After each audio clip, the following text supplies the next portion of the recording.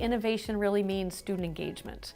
So as a teacher, I take that responsibility really seriously. Innovation in a biology classroom in particular means helping kids see through various activities that biology is not just a subject that you take in school. You know, it's not just a textbook and a lot of vocabulary words. My students can look up a lot of biology content on YouTube and they can learn a lot of what we're teaching, which is very different than when I was in school. The teacher was the sage on the stage. But now we just need to, as teachers, take the risk to have the students understand more deeply about what they're learning, not that surface learning. So I'm always saying, think like scientists, people. Speak like scientists, use the language of science.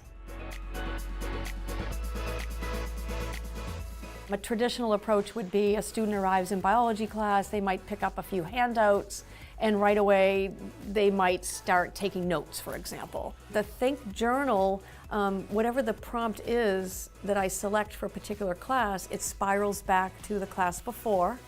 So it like brings back that prior knowledge or that prior experience forward, and it's a springboard for what we're going to do in class that day. I was a little bit hesitant when I came to high school to use this particular strategy because I didn't think high school students would respond to writing and sketching and then sharing their ideas as quickly.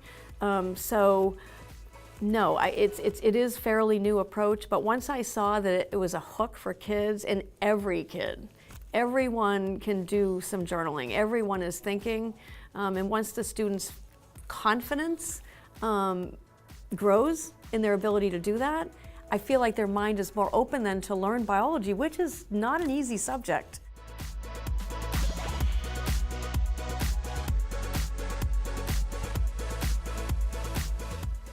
My students are studying biochemistry, so they're understanding that molecules are the building blocks of life.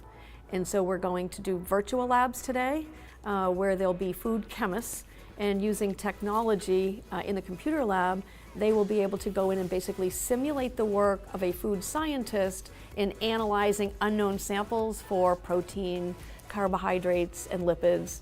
And they'll also have an experience with testing pH of substances as well. That's my passion.